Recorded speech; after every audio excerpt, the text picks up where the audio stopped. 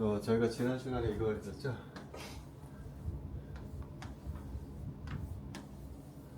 이게 3원자 분자가 있으면은 좌표가 x1부터 g3까지 9개의 좌표가 있는데 좌표 변환을 한다고 그랬어요. 새롭게 9개 좌표를 만들었는데 3개가 무게중심의 좌표였었고 없다고? 몇 명이 없니? 3개가 없어?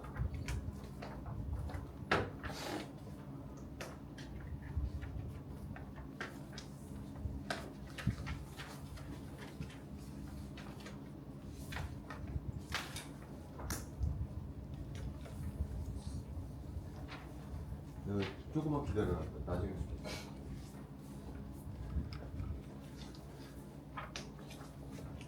그 다음에 각도가 이제 2개가 있다 그랬었죠.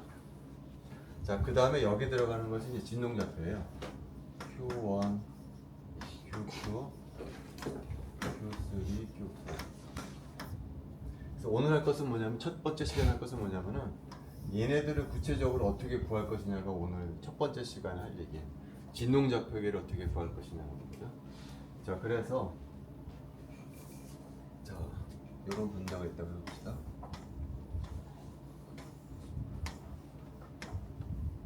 CO2 분자가 쉽게 말하면, 그리고 얘가 옆에 스프링 상수가 K 흰 스프링으로 매달려 있다라고 해볼게요. 그 다음에 얘네를 3차원으로 움직인다 그러면은 식이 너무 복잡하거든요. 그래서 그냥 X 방향으로만 움직인다, 1차원으로 움직인다고 가정을 하도록 할게요. 그러면은 요 3개 입자로 구성된 분자가 1차원으로 움직인다 그러면은 몇 개의 좌표만 필요하냐면은 3개의 좌표가 필요하겠죠.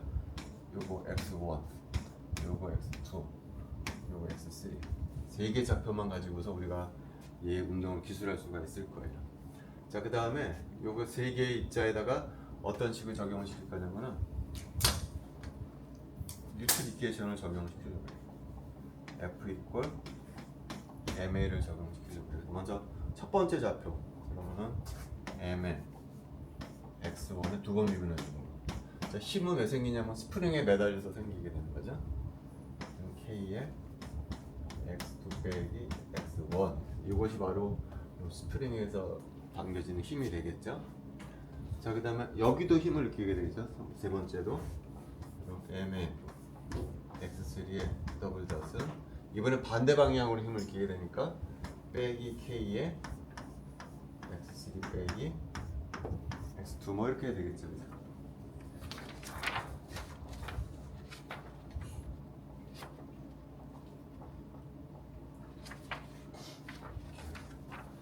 그 다음에 가운데도 힘을 느끼게 되겠죠.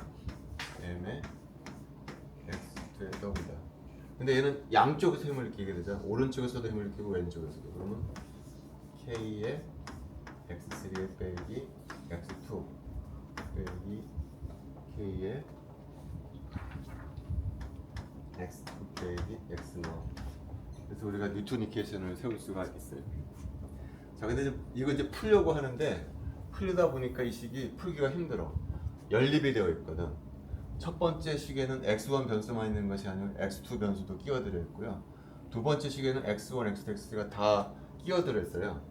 그래서 이제 트릭을 쓰려고 그러는데 어떤 트릭을 쓸 거냐면은, 자, 이 뉴턴 이퀘이션은 변수가 X1, X2, X3라는 변수로 표현된 방정식이에요. 근데 앞으로 할 것은 뭐냐면 얘를 변수를 바꾸려고 그래요. Q1, Q2, Q3로 변수를 변환을 해서 새로 식을 써주려고 해요. 그래서 X1, X2, X3에 가는 식에서 Q1, Q2, Q3라는 변수로 바꿔서 식을 새로 쓰게 되면은 식이 3개가 나올 거거든. 이제 앞으로 할 일이에요. 근데 이 식은 연립이 풀려. 첫 번째 식에는 Q1만 나온 식이 나오고요. 두 번째 식에는 Q2, 세 번째 식에는 Q3만 나오는 식으로 변화를 하려고 해요. 그래서 지금부터 할 일은 뭐냐면은 내가 변수를 X에서 Q로 변환하는 그런 짓을 하려고 할 거다라는 얘기. 자, 먼저 할 일은 뭐냐면은 얘를 갖다가 좀 간단하게 표현하려고 이걸 갖다가 행렬에 가는 식으로 바꿔주려고 해요. 행렬에 가는 식으로 바꿔주면 어떻게 바꿔주냐면은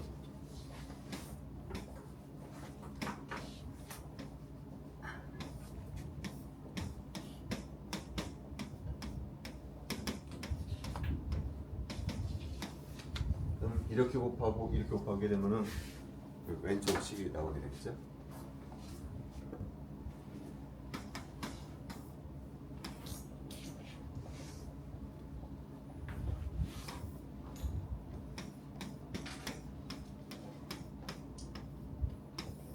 이런 식도 마찬가지로 쓸 수가 있겠죠. 이 식은 x 빼기 x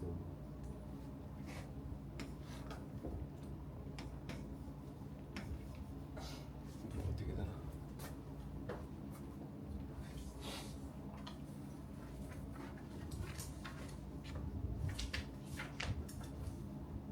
마이너스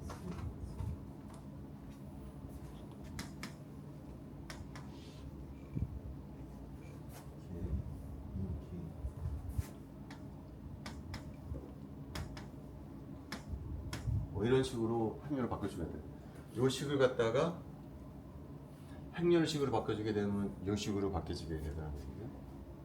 그래서 내가 얘를 갖다가 라지 m이라는 행렬로 바꿔줄 거고요. 요 놈을 갖다가 x의 더블 다시라는 것을 바꿔주고 요 놈을 라지 k로 바꿔주고 요 행렬을 라지 x로 바꿔주게 되면 간단하게 이제 식이 표현이 될 거예요. 그래서 미분 방정식을 그냥 행렬로 바꿔주는 거예요. 자, 여기서 이제 수학하는 사람들이 등장하는데 요 행렬을 보니까 요 행렬하고 요 행렬이 어떤 행렬이냐면 둘 다 대칭 행렬이에요. 대칭. M도 대칭 행렬이고 K도 대칭 행렬이에요. 이때 수학하는 사람들이 뭘 알아냈냐면은 이런 경우에 얘도 대칭 행렬이고 얘도 대칭 행렬인 경우에 어떤 행렬 S를 반드시 찾아낼 수 있다는 것을 밝혀냈어. 근데 그 S는 어떤 특징을 갖고 있냐면은 이런 특징을 갖고 있어요. 여기 M이 있고 K가 있잖아요. 옆에 ST를 곱해주고 오른쪽에다 S를 곱해줘요. 뭐 어떤 행렬이 나오겠죠. 여기도 M이라는 행렬이 있고 K라는 행렬인데 왼쪽에 S 트랜스포즈 오른쪽에다 S를 곱해주게 되면 또 행렬이 나오잖아요. 근데 그 행렬은 다이아고날만 영한인 값을 갖고요. 오프 다이아고날은 전부 0이 되게 해주는 대각 행렬을 만들 수가 있다. 대각 행렬. 원래는 대칭 행렬, 대각선 대각 행렬은 아니고 대칭 행렬이었는데 얘네들을 대각 행렬로 바꿔줄 수 있는 S라는 행렬을 언제나 찾을 수 있다는 것을 수학적으로 증명을 했어요. 우리가 증명까지 할 필요 없고 그런 사실을 받아들이도록 하는 거예요. 이 S가 굉장히 중요한 역할을 한다는 거예요. 왜 그러냐면 우리가 지금 무슨 일을 할 거냐면은 앞서도 얘기했지만 이 X로 표현된 방정식을 어떤 식으로 바꿀 거냐면 Q라는 거로 바꿀 때 S가 들어가게 돼요. 왜냐면 X는 SQ라는 것을 이용을 해서 앞에서 구한 그 S를 이용을 해서 새로운 Q를 정의할 때 우리가 S를 이때 사용할 거거든요. 근데 S는 어떤 특징을 갖고 있냐? 이런 특징을 갖고 있다는 거죠. 이런 특징. 이런 특징이 뭐냐면 M이라는 행렬하고 K라는 행렬을 대칭이 아니고 이제는 대각이 되도록 해주는 행렬을 언제나 찾을 수 있다라는 거예요.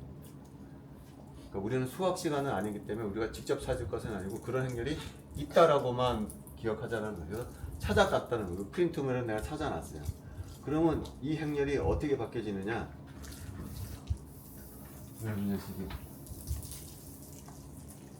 자, 왼쪽에 내가 ST를 곱해줄게요. S 트랜스포즈.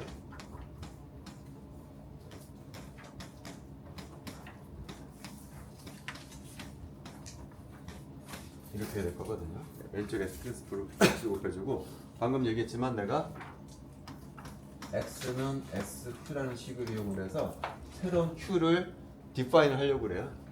S를 이용을 해서 X로부터 새로운 Q를 디파인 해주게 되면 그러면 이 식이 어떻게 될까요? X 대신에 SQ로 바뀌어지게. 얘도 어떻게 바뀌어지냐면은 S의 Q의 더블 다수로 바뀌어지게 되더라는 얘기죠. 그리고 가로로 다 나오고 이렇게 될 거거든요. 그러니까 X에 관한 식에서 무슨 식으로 바뀌었나요? Q에 관한 식으로 바뀌어졌다는 거죠. 자, 그런데 특징은 뭐냐면 여기는 M이라는 행렬하고 K라는 행렬이 앞에 붙어 있는 반면 여기는 S 트랜스포즈 MS, S 트랜스포즈 KS라는 행렬이 앞에 박혀 있는데 이 행렬은 이 행렬과는 다르게 대각행렬이라는 거죠. 얘도 대각이고 얘는 대각은 아니고 대칭일 뿐인데 얘는 둘 다 대각이 되도록 만들어졌다. 그래서 연립이 풀리게 됐다라는 얘기예요. 그래서 내가 프린트물에 나와 있는 S 트랜스포즈를 이용해서 요거를 써주면 여러분들 프린트물에 나와 있어요. 그래서 이렇게 다시 이제 써주게 되더라. 다시 풀어주게 되면은 어쩌고 저쩌고에다가 Q1, Q2, Q3 해주게 되면 여기 대각선만 0 아닌 값을 갖고요. 대각선만 0 아닌 값을 갖고 오프 다이고널은 전부 0이 되는 행렬로 바꿔지더라라는 얘기예요. 그 다음은 어떻게 할까요? 그 다음에 다시 풀어줘. 이렇게 곱하고 이렇게 곱하고 이렇게 곱하고 이렇게 곱해서 식을 만들어내. 그 다음에 이렇게 곱하고 이렇게 또 식을 만들어내. 두 번째 식 만들고 세 번째 식을 만들어내면은 첫 번째 식에는 Q1만 나오는 식이 되고요. 두 번째 식에는 Q2, 세 번째는 Q3만 나오는 식으로 바뀌어지더라라는 얘기예요. 왜 그게 가능하죠? 이 행렬이 오프 다이고널이 0이기 때문에 여기도 0, 여기도 0, 여기도 0, 여기도 0이기 때문에 이걸 풀게 되면은 첫 번째 라인에는 Q1만 나오는 식이 나오고 두 번째는 Q2만 나오는 식이 나오고 세 번째는 Q3만 나오는 식으로 바뀌어지더라라는 거예요. 그게 가능한 이유는 얘가 대각 행렬이기 때문에 여기도 0, 여기도 0 그렇게 되기 때문이에요. 그래서 첫 번째 식을 보면은요. Q1을 보면은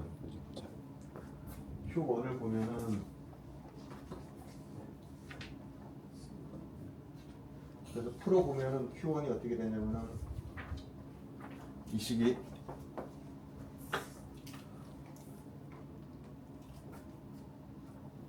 첫 번째 식을 보면은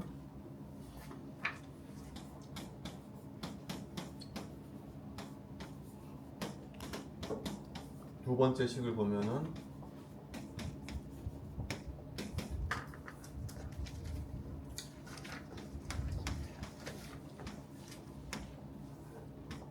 이렇게 되더라라는 얘기죠.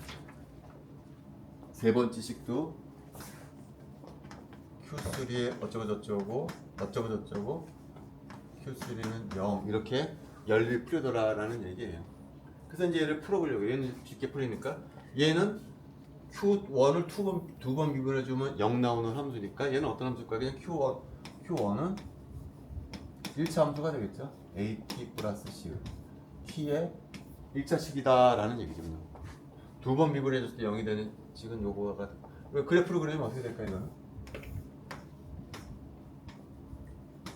뭐 이런 식이 쭉 증가하거나 쭉 감소하거나 뭐 그런 식이 나올 거다라는 얘기죠.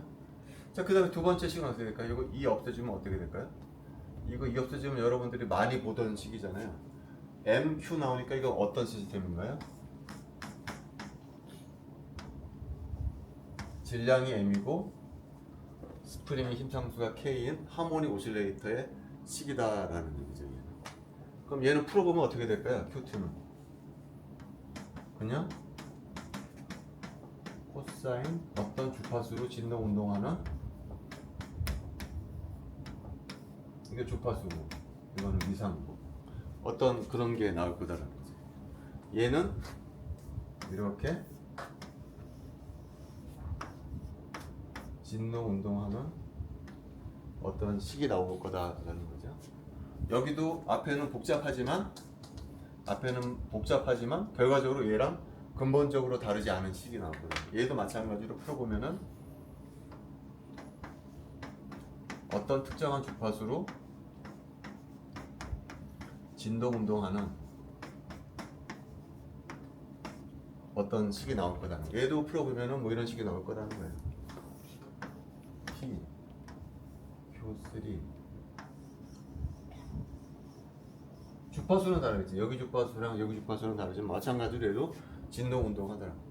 그러니까 기억해야 될 것은 Q2하고 Q3는 플러스 마이너스 왔다리 갔다리 하는 진동 운동하는 것이고요.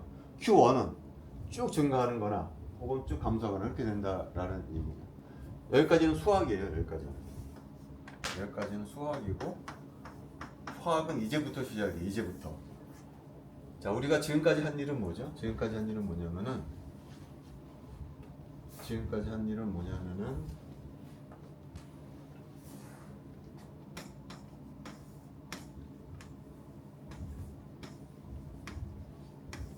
여기가 x1, x2, x3인데 변수를 변환을 했죠. 지금까지 한 일은 x1, x2, x3라는 변수에서 q1, q2, q3라는 새로운 변수를 도입해서 풀었다라는 얘기예요. 그랬더니 q1은 뭐 계속 증가하는 함수, q2와 q3는 플러스 마이너스 진동운동 함수를 풀었다라는 얘기죠. 수학이라는 얘기죠. 수학. 이제부터 화학으로 넘어가야 되겠죠. 자, 그래서 구했는데 도대체 요것의 물리적인 의미가 뭐냐? q1, q2, q3의 물리적인 의미가 뭔지를 아는 것이 중요하다라는 얘기예요. 그래서 요것과 요것의 관계식은 아까 뭐라고 그랬냐면 x는 SQ라고 그랬잖아요. 다시 한번 써보도록 할게요. Q가 우리가 지금 그 니온 방정식을 풀기 위해서 새로 정의한 Q1, Q2, Q3가 도대체 무슨 의미를 갖는지 한번 보도록 할게요. S에 Q1, Q2, Q3고요. S는 어떻게 됐었냐면은 S는 1, 0, 마이너스 1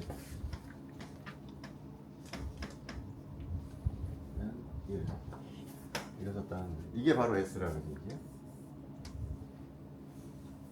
자, 근데 이제 정확히 이제 Q1, Q2, Q3의 정확한 의미를 알기 위해서 내가 라지 M하고 스몰 M에다 그냥 구체적인 숫자를 대입해 주도록 할게요. 그냥 M이 4였다고 그러고요.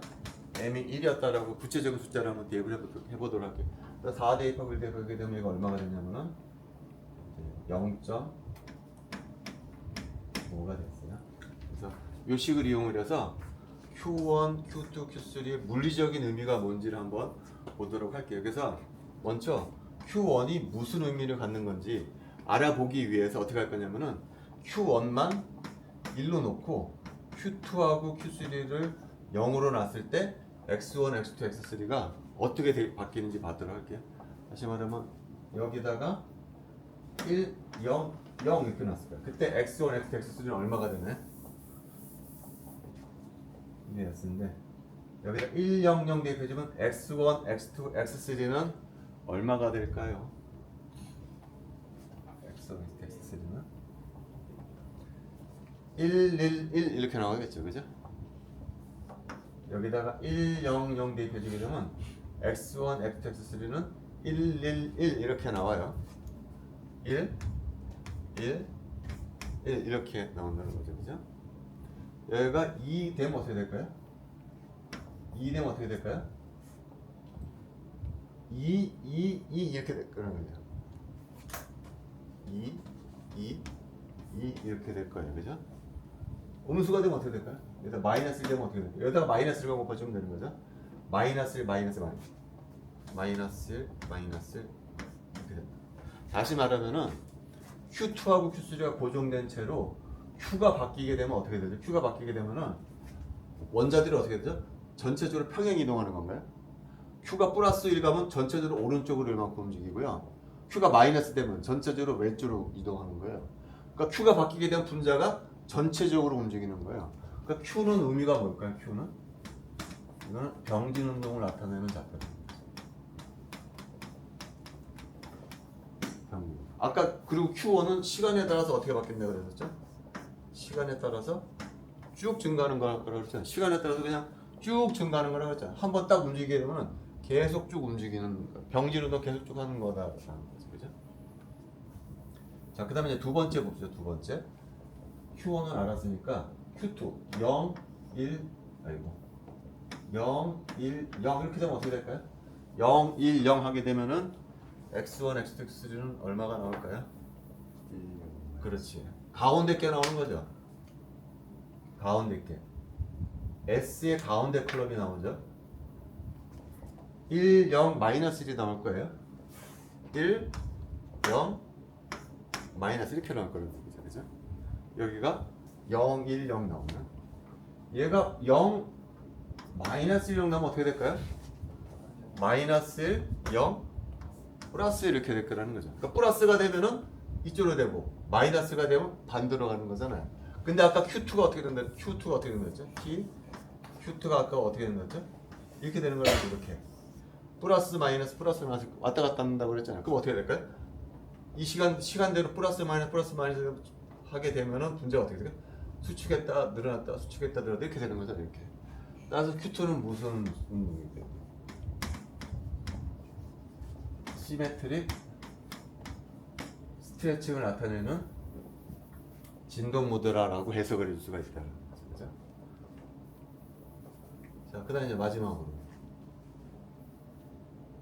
0, 0, 1 마지막 Q3의 의미를 알기 위해서 0, 0, 1을 보게 되면은 그때는 1 마이너스 0.1이 나오니까 1 마이너스 0.5 1 이렇게 나올 거라는 거죠.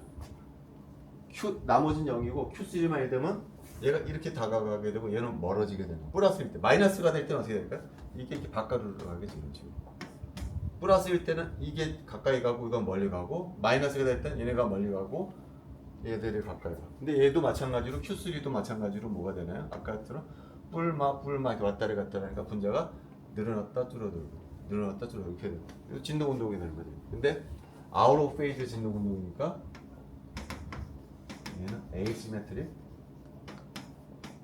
스트레칭이라고 해석을 해줄 수가 있다라는 거예요. 이것이 Q1, Q2, Q3의 해석이다라는 거죠. 그러니까 우리가 예전에 앞서서 배웠던 CEO의 운동이 다 나왔다는 거죠. 근데 안 나온 게 있네. 뭐가 안 나왔냐면 밴딩이 안 나왔잖아. 자, 왜 밴딩은 안 나왔을까요? 밴딩은 나올 수가 없죠. 왜 그래? 우리가 시작할 때부터 원자들이 어떻게 움직인다고 그랬죠? X축으로만 움직인다 그랬기 때문에 밴딩 운동은 나올 수가 없는 거죠. 해줘도 나올 수가 없죠. 그죠? 시작부터 원자들이 X축으로 움직인다 그랬기 때문에 밴딩은 나올 수가 없어요. 그죠? 그러니까 원래 어떻게 해야 되지? 그럼 3차원으로 움직인다 그래요. 3차원으로 움직인다 그러면은 이게 3차원으로 움직인다 그러면은 이 행렬이 S 행렬이 몇 바이 몇이 나와야 될까요? 9바이 9 행렬이 나오겠죠. 그죠? 아까 우리가 이게 1차원으로만 움직인다고 그랬기 때문에 좌표가 3개만 필요했었던 거잖아요. 3개만. 1차원으로 움직인다고 그랬기 때문에 좌표가 x3까지 되지 3차원으로 움직인다 그러면 이게 9개까지 갈 거거든요. 행렬이 몇 바이 몇이 되겠어요? 9바이 9까지 나올 것이고 Q도 마찬가지로 Q1부터 Q9까지 나오게 될 거라는 거예요. 9까지. 그 중에 3개는 병진운동을 하게 돼. 이거 나올 것이고 4개는 진동운동, 2개는 회전운동을 하게 되는 좌표가 나올 거다. 그래서 Q1, Q2를 이런 식으로 우리가 구할 수 있다라는 얘기예요. 네. 자, 근데 Q1, Q2, Q3가 이제 또 중요한 역할을 해요. 왜 중요한 역할을 하느냐? 자, 그래서 다시 CO2로 한번 돌아가거든요. 우리가 CO2는 진동 모드가 시메트릭 스트레칭 모드라고 그랬었죠. 시메트릭 스트레칭 모드가 있고 그 다음에 에이시메트릭 스트레칭이 있고 그 다음에 밴딩 모드가 있다 그랬었죠. 그래서 내가 시메트릭 스트레칭 모드를 Q1이라고 표기를 하고 에이시메트릭 스트레칭을 Q2라고 표기를 하고요. 밴딩을 내가 Q3라고 표기를 할게. 표기를. 자, 그러면은 내가 요거 가지고서 뭘 그리려고 하냐면 요걸 그리려고 해요. Y축이 뭐냐면 평균열이야. 자, Q1은 아까도 뭐라고 했죠? Q1이 바뀌게 되면 분자가 늘어났다 줄어들었다 하는 거예요. 자, Q1이 0일 때는 딱 요 모양이었다고 해봅시다. 요 모양. 그러니까 Q1이 0일 때는 딱 평행에 도달했을 때 분자의 모양이에요. 그 다음에 Q1이 플러스 1일 때는 아까 어떻게 된다 그랬죠? 움직인다 그랬죠? 오른쪽으로 가고 여기 오른쪽 이렇게 늘어났을 때예요. 그러니까 분자가 1일 때는 여기 때는 이렇게 되거든요. 0일 때는 딱 평행에 도달했을 때 마이너스 1일 때는 어떻게 되는 거죠? 이게 수축할 때잖아. 수축할 때. 그러니까 이때는 어떻게 되냐면 이렇게 됐다는 얘기죠. 0일 때는 평형 상태에 도달했을 때 Q가 1일 때 Q1이 플러스일 때는 양쪽이 늘어나 있는 상태. 이 상태. Q1이 마이너스일 때는 이게 줄어들어 있는 상태일 때. 그때 평균율을 계산해보면 어떻게 될까요? 1일 때가 가장 클 것이고 마이너스 1일 때가 가장 작을 것이고 0일 때가 중간 뭐 이렇게 되겠죠. 그죠? Q1이 마이너스 1, 0, 1 되면서 분자가 점점 커지잖아요. 그래서 Q1에 따라서 알파를 그려주게 되면은 이런 모양을 그릴 수가 있을 거라는 거죠. Q1이 바이브레이셔널 코디네이시고 Q1에 따라서 평균율을 그려보면은 이런 모양을 그릴 수가 있어요. 여기서라는 거죠. 자, 근데 우리가 예전에 라만 얘기할 때 뭐라 그랬냐면은 라만에서 보이기 위해서는 어떻게 해야 된다 그랬나요? D 알파, DQ가 0이 돼서는 안 된다 그런 얘기 했었잖아요. 미분값이죠. 바로 요 점에서 미분값. 이게 바로 D 알파, DQ인데 얘는 0 아닌 값을 갖는다. 따라서 이 진동 모드는 IR에서 보인다라는 거죠. 시메트리 스트레칭은 IR에서 보인다라는 거죠. IR이 아니죠. 라만이죠.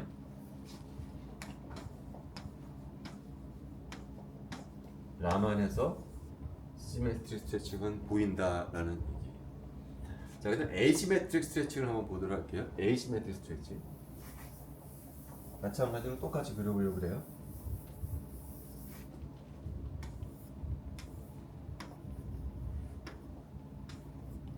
에이시메트릭 스트레칭은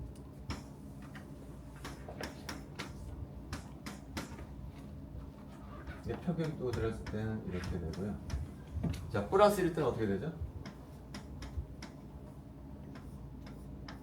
요 놈은 가까워지고 요 놈은 멀게 됐을 때는 그죠? 이게 마이너스 1이 되면 어떻게 될까요? 요 놈이 길어지고 요 놈은 줄어들었을 때는 되죠.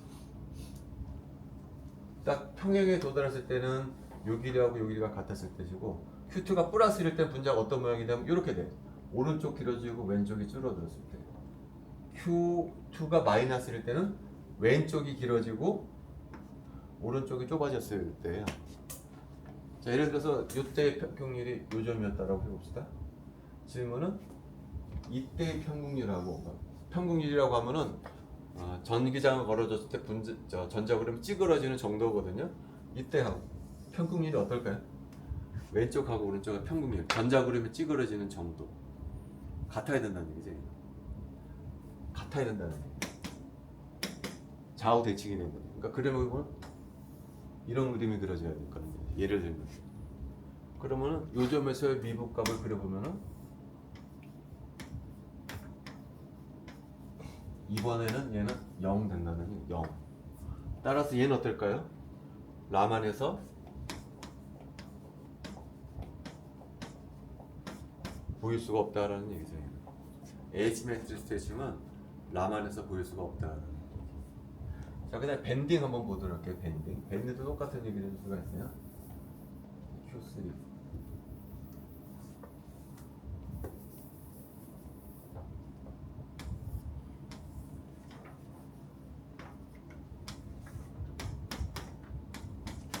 이 평형에 도달했을 때 밴딩 플러스 1일 때 이거 내려가고 이거 위에 올라가는 놈이에요. 평형에 도달했을 때 마이너스 1일 때는 어떻게 되냐? 이렇게 된다는 얘기죠. 플러스 1일 때는 산소가 내려가고 카본이 올라갔을 때, 마이너스 1일 때는 산소가 올라가고 카본이 내려갔을 때예요. 그럼 얘도 마찬가지예요.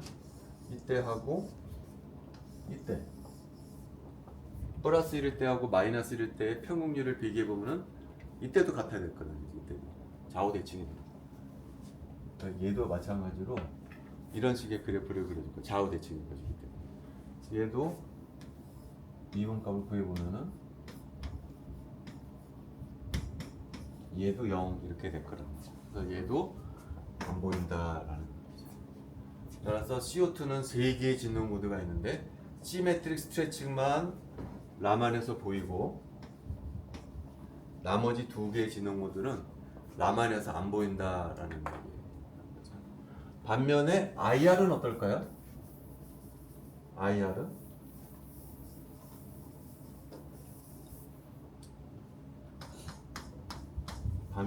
어떻죠? 얘는 시메트리 스트레칭은 IR에서 어떨까요?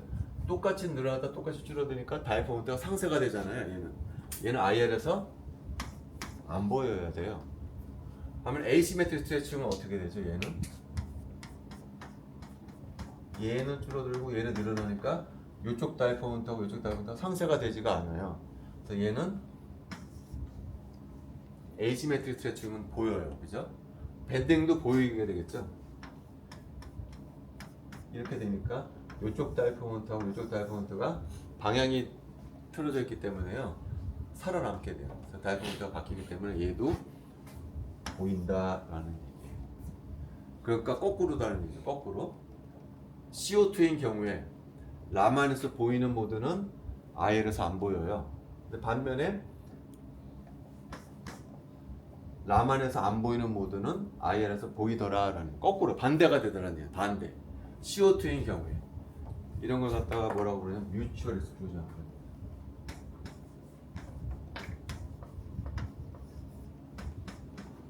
서로 배타적이다. 라만에서 보이는 것은 IR에서 안 보이고 IR에서 보이는 것은 라만에서 안 보인다. 이걸 뮤추얼 익스클루전이라고 부르는데 이게 언제나 통용되는 것은 아니에요. 언제 이 룰이 적용이 되냐면요. CO2처럼 인버전 센터가 있는 경우, 원점 대칭인 경우, CO2처럼 원점 대칭인 경우에만 저런 룰이 적용이 돼요. 예를 들면은 어떤 문자? 이런 문자.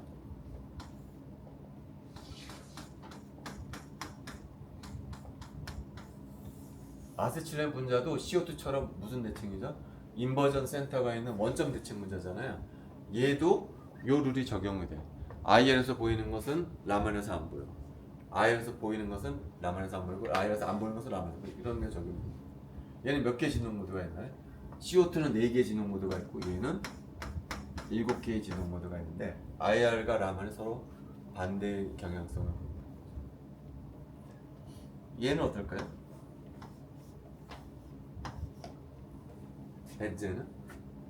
벤젠도 마찬가지죠. 얘도 인버전 센터가 있죠. 얘도 원점 대칭이잖아요. 얘도 마찬가지로 뮤추얼 익스클루전 프린서플이 적용. 라만에서 보이는 것하고 IR에서 보이는 건 서로 반대예요. 물은 어떨까요? 물은 몇 개의 진동 모드가 있냐면은 3개의 진동 모드가 있는데 얘는 인버전 센터가 없죠. 얘는 인버전 센터가 없기 때문에 뮤추얼 익스클루전 프린서플이 적용이 안 돼요. 얘는 셋 다 라만에서 보이고 또 셋 다 IR에서 보이고 다 보여. 얘는 꼭 기억을 해주도록 하세요.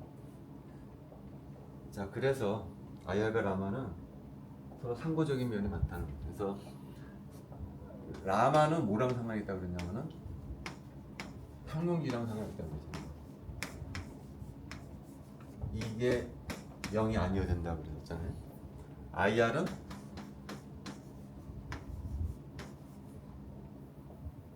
뭐가 0이 아니어야 되냐면은 요게 0이에요. Q가 진동좌표일 수도 있고 회전좌표일 수도 있어요. 진동하거나 회전하면서 뭐가 바뀌게 되냐면은 다이포먼트가 바뀌어야 된다. 라만은 진동하거나 회전하면서 뭐가 바뀌어야 되냐면은 평균율이 바뀌어야 된다. 자, 인텐서티는 라만 인텐서티 양적학을 잘 해보면은 뭐에 비례하냐면 요놈의 제곱에 비례하는 것을 알죠. IR 인텐서티는 뭐에 비례하느냐? 요놈의 제곱에 비례하다. 그래서 요 미분값이 제로가 되면 인텐서티가 제로가 된다는 거죠. 근데 어떤 분자는 이게 큰데 이게 작을 수도 있다는 거죠. 이게 크지만 이건 작을 수가 있어. 반대로 얘는 작은데 얘가 클 수가 있다는 거예요. 그래서 요 두 개는 서로 상보적인 테크닉이라는 거죠. 라만에서는 굉장히 안 보이는데 IR에서는 굉장히 크게 보일 수가 있어요. 거꾸로 IR에서는 조그맣게 보이는데 혹은 안 보이는데 라만에서는 인텐시티가 굉장히 크거나 잘 보일 수가 있다는 거예요. 서로 상보적으로 쓰일 수가 있다라는 거예요. IR가 나가는지 그렇게 말씀하시고 그다음에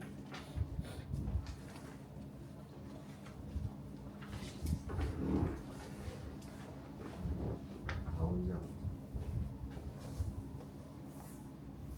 자, 여기까지가 이제 이원자 분자의 얘기고요. 지금까지 주로 이제 이원자 분자에 대해서 얘기를 하는데요.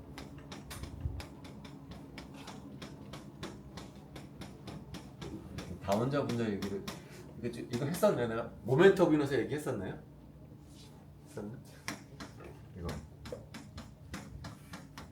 네, 했었어. 오케이 됐어. 그다음에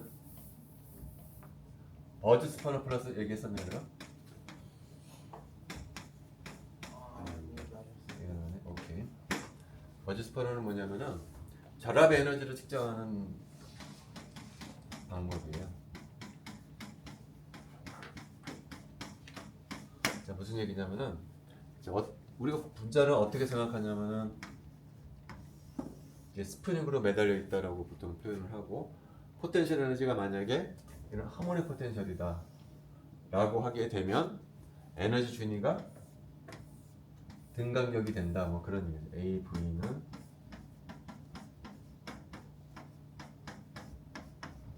이렇게 등간격이 된다, 뭐 그런 얘기를 했었죠. 근데 이 모델은 문제가 있어요. 무슨 문제가 있냐면은 이렇게만 표현하게 되면은 결합 에너지라는 개념을 설명할 수가 없어. 결합이 깨어질 수가 없다라는 거죠. 이게 포텐셜이 계속 끝까지 하늘로 올라가면은 R이 무한대가 갈 수가 없어. 결합을 끼워줄 수가 없어. 그래서 우리는 어떻게 하죠? 포텐셜이 한쪽이 열려 있다라고 해야 됐다는 얘기죠. 그러니까 포텐셜 에너지를 바꿔줘야 한다는 얘기예요. 자, 그때 자주 쓰는 포텐셜이 어떤 포텐셜이냐면은 몰수 포텐셜이라는 걸 많이 써요.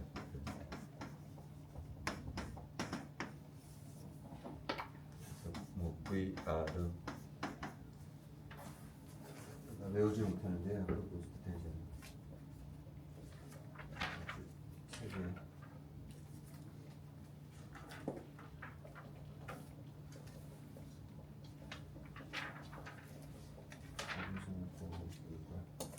이 약은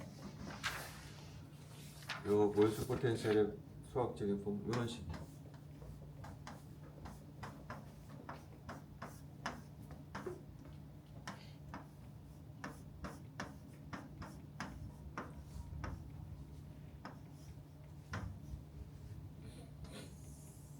수학적으로는 한쪽이 열려있던 포텐셜을 수학적으로는 이런 식을 이제 많이 써요.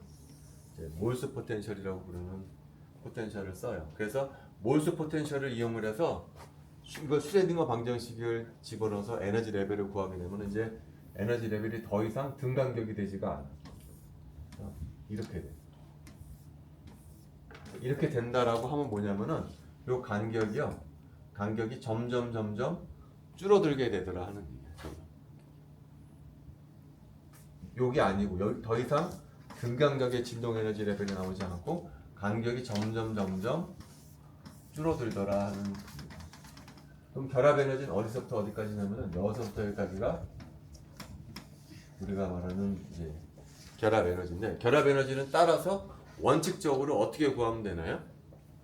요거 구하고요. 요거 측정하고 요거 측정을 해요. 요거 측정해서 다 더해주게 되면, 계속 무한히 더해주게 되면은 결과적으로 결합 에너지를 측정할 수 있는 거죠. 원칙적으로. 그걸 그림으로 그려보면 이렇게 그릴 수가 있을 거예요. 이 첫 번째 트랜지션의 결합 에너지를 두 번째 트랜지션의 결합 에너지를 세 번째를 그래서 무한히 해요. 그래서 이 직각삼각형의 면적을 구하게 되면은 그것이 바로 결합 에너지다라는 거죠. 원칙적으로. 자, 근데 방금 내가 요 에너지 준위를 구할 때 요 몰수 포텐셜을 이용해서 슈레딩거 방정식을 풀잖아요. 그럼 뭐를 보일 수가 있냐면 요 점이 정확히 직선식으로 떨어진다라는 것을 수학적으로 보일 수가 있어요. 요 간격들이 정확히 직선식으로 딱 떨어진다라는 걸 보일 수가 있어요. 포텐셜이 요 포텐셜이라고 하면. 자, 그래서 사람들이 실제로는 측정을 디젤을 어떻게 하냐면은 얘네들을 다 측정하지를 않아요. 하나, 둘, 세 개만 하고 측정 안 해. 그 다음에 세 점 가지고서 예를 들면 세 점 가지고 직선을 쫙 그어버려요. 그래서 직각삼각형이 만들어지잖아요. 직각삼각형의 면적을 측정을 계산을 해요. 그래서 결합 에너지를 측정하는데 우리가 쓴다라는 거죠. U 플러스를 뭐라고 부르냐면은 버즈스퍼너 플러스라고 부릅니다.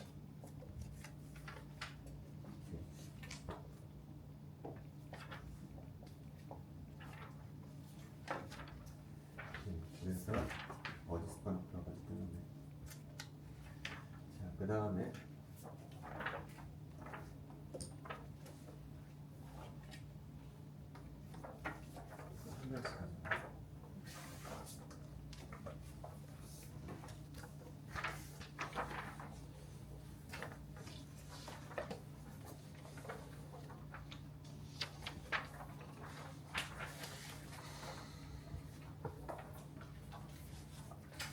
그다음에 나눠준 프린트물에 업접션 코에피션트하고 업접션 크로스섹션이라는 게 있거든요. 우리가 흡수 스펙트럼을 지금 흡수 구간법은 어떻게 측정하는 거냐면은 여기 큐벳이 있거든요. 그래서 바깥에서 I0라는 빛을 쏴줘요. 그다음에 투가 돼서 나온 빛을 우리가 이제 I라고 부르죠. 그래서 I를 측정을 해요. 그래서 디텍터에서 이제 업저번스를 측정을 하는데 업저번스의 정의는 어떻게 되냐면요. 이게 정. 빼기 로그의 I0분의 I가 바로 우리가 측정하는 업저번. 업접션 스펙트럼에서 측정하는 것은 업저번스를 측정하는 거예요. 얘를 측정하는 거예요. 근데 정의가 얘예요. 따라서 업저번스는 단위가 뭐가 될까요? 단위가 업저번스의 단위는 없어요. 그죠? 왜냐면 나눠주는 거잖아. I0를 I로 나눠주기 때문에요. 업저번스는 단위가 없어요. 단위가 없는 업저번스를 측정을 하게 돼요. 자, 근데 비어하고 람버트로는 사람이 이건 업저번스의 정의고 얘가 다음과 같이 세 개의 곱으로 표현된다라고 하는 걸 BC, ECL 라고 주장한 것을 뭐라고 부르냐면 비어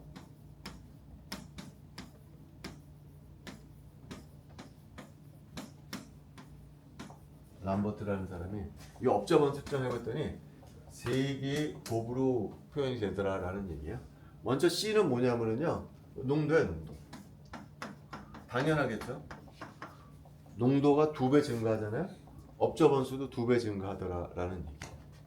자, L은 뭐냐면은 패스랭스예요.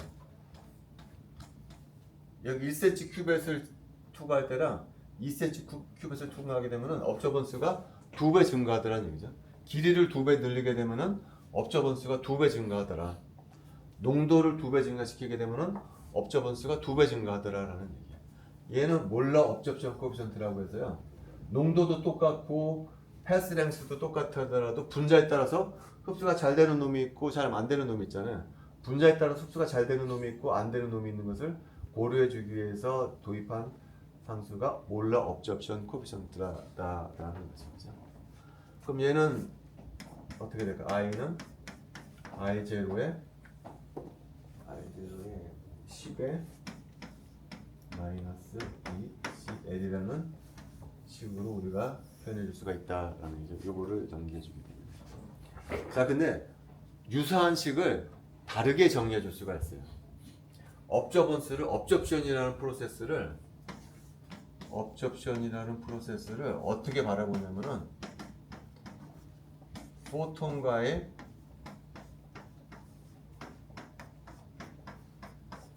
충돌 현상으로 바라보는 해석이 있을 수 있어요. 업접션이 뭐냐? 포톤이 분자랑 충돌해서 포톤이 사라지는 것을 업접션이라고 보는 현상이 있어요. 그래서 프린트물의 오른쪽에 그 그림을 제가 그려놨죠. 업접션을 어떻게 해석을 하느냐 이렇게 본 거예요. 여기 얇은 슬랩이 있어요. 이렇게.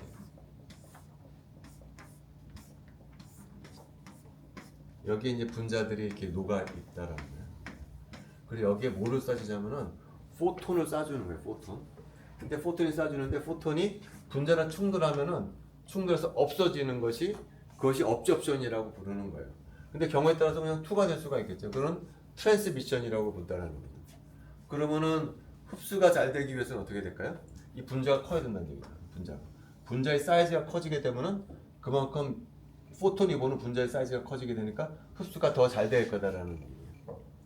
자, 그래서 흡수 비율을 어떻게 흡수되는 양을 어떻게 측정할 거냐면은 이렇게 측정할 거라는 거죠. 자, 먼저 예를 들어서 바깥에서 쏴주는 요 위치를 내가 x라고 부르고요. 요 위치를 내가 x 플러스 델타 L이라고 부르도록 할게요. 요 간격이 바로 델타 L이 되겠죠. 자, x 위치에 인텐시티를 내가 IL이라고 부르도록 할게요. 미안하다. x가 아니고 L이다. L에서 인텐시티를 내가 100이라고 하더라고요. 그래서 델타 L만큼 지나가서 인텐시티를 IL 플러스 델타 L을 90이라고 하도록 할게요. 그래서 입사될 때의 인텐시티가 100, 입사되고 난 뒤에 인텐시티가 90. 자, 그러면은 요것으로부터 I분의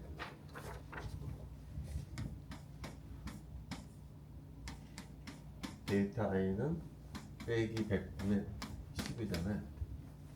자, 100분의 10이 의미하는 바가 뭘까요? 2가 되기 전에 인텐시티는 100, 2가 되고 난 다음에 인텐시티는 90.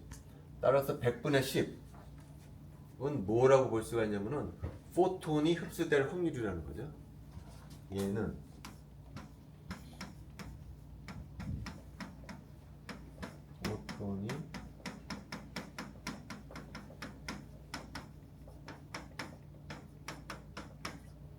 포톤이 흡수될 확률이라는 거죠. I분의 델타이라는 거죠. 근데 흡수될 확률을 어떻게 계산할 거냐면은 이 단면적 있잖아요.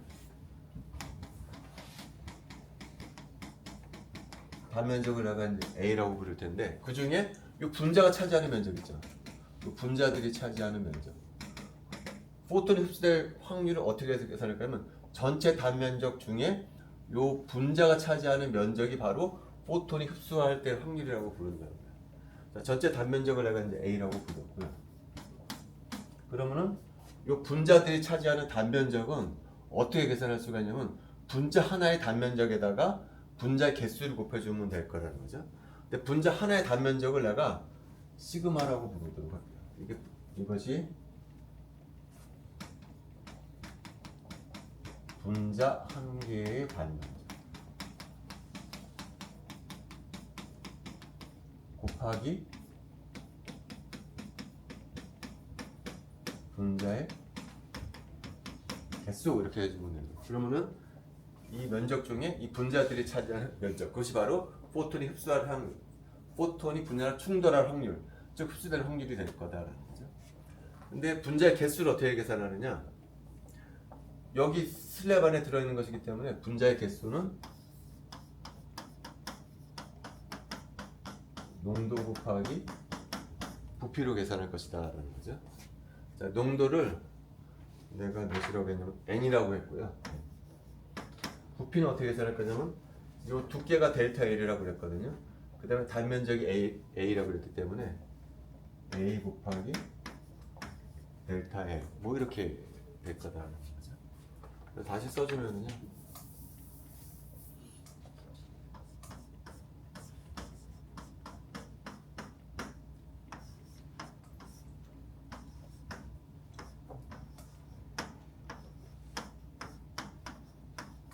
이런 식으로 써지게 되겠네요.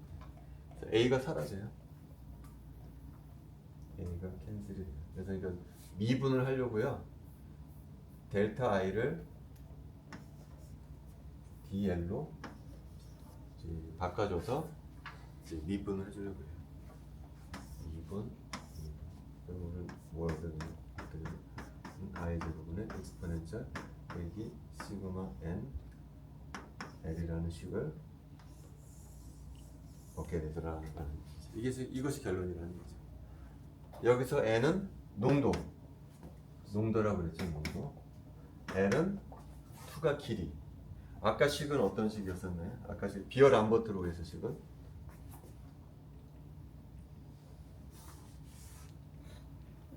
비열 암버트는 10의 ECL에서 ECL 패스트 랭스 농도 path length 농도에다 2가 붙어 있었죠. 그죠?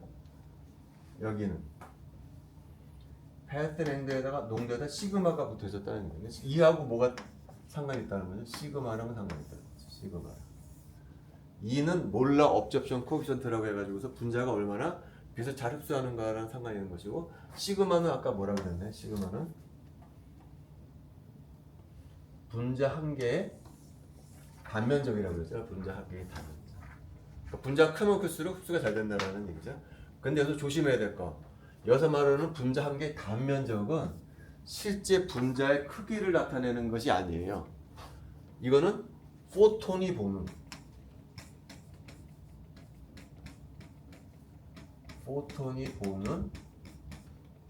포톤의 눈에 보이는 단면적이라는 거죠. 분자가 작아도 흡수는 잘할 수가 있거든. 똑같은 사람을 보더라도 다르잖아요. 그죠? 어떤 사람은 크게 볼 수 있고 작게 볼 수도 있거든. 포톤이 보는 분자의 크기예요. 그죠?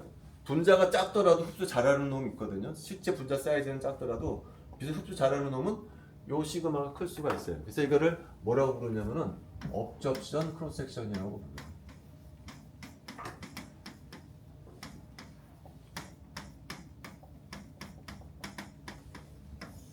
업접션 크로스 섹션. 그래서 몰라 업접션 코에피션트는 뭐랑 상관이 있다? 몰라 업접션 크로스 섹션이다. 그러니까 포톤이 보는 분자의 크기가 커서 흡수가 잘 되는 거다라고 해석을 할 수가 있다라는 거죠. 오케이. 첫째 시간은 끝났고요. 그다음에 둘째 시간에는 이제 NMR을 할 텐데, NMR이 제 개인적인 생각에는 지금 배우는 분광학 중에서 가장 중요해요.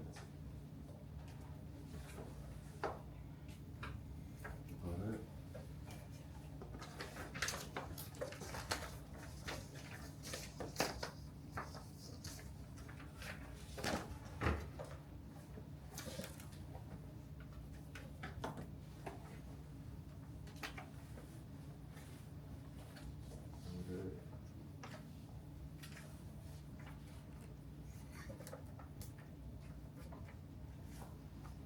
열장씩.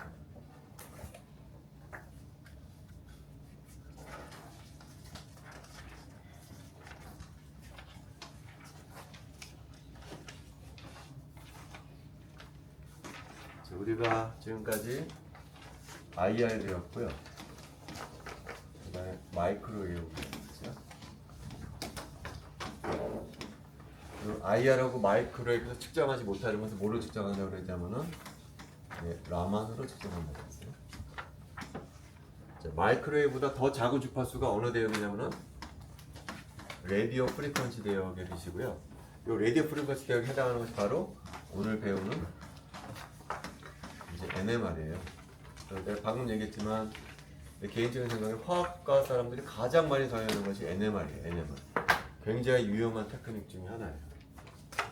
거기 유기 합성하는 사람들은 거의 매번 찍는 게 NMR일 정도로 상당히 중요하고, 사실 어떻게 보면 화학하는 사람보다 의사들이 더 많이 쓰죠. 이거 MRI라는 이름으로 굉장히 중요한 테크닉 중에 하나예요. 자, NMR은 뭐를 보는 거냐면은 다른 분광법하고는 전혀 다르게 스핀을 보는 거예요. 스핀.